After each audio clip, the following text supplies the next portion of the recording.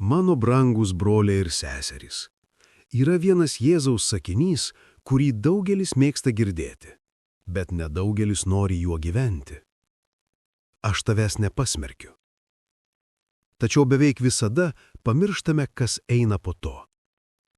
Eik ir daugiau nebenusidėk. Šiandien įženkime į šią paslaptį. Evangelijoje viena moteris atvedama prieš Jėzų. Ji buvo sugauta svetimaujant. Fariziejai nori ją užmėtyti akmenimis, tačiau iš tikrųjų jie nori išbandyti Jėzų. Jei jis ją pasmerks, prieštaraus romėnams. Jei ją išteisins, prieštaraus Mozės įstatymui. Tobulas spąstai. Tačiau Jėzus nepakliūva į spąstus.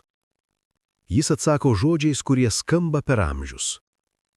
Kas iš jūsų be nuodėmės, tegu pirmas meta akmenį. Ir vienas po kito visi išeina. Ir tada įvyksta kažkas nepaprasto. Lieka tik du. Vargumas ir gailestingumas.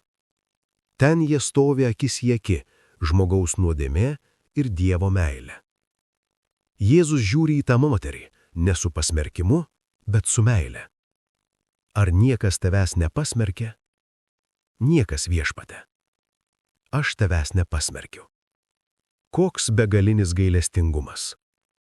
Tačiau čia yra esmė. Jėzus tuo nesustoja.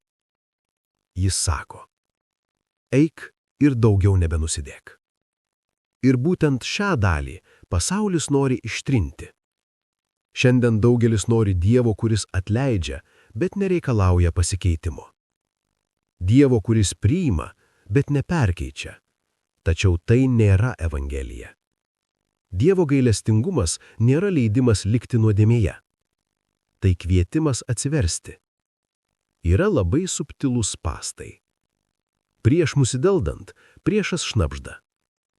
Eik, Dievas yra gailestingas, jis atleidžia. Kai jau krenti, jis pakeičia kalbą. Dabar nebėra išeities, Dievas tave pasmerks. Tai melas.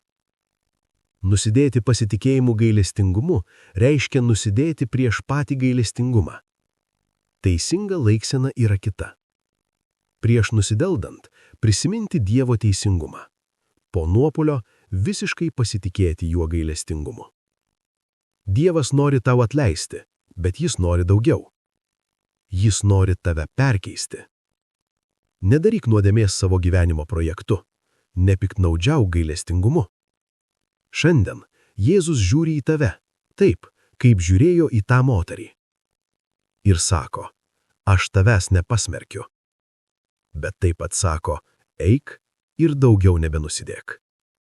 Amen.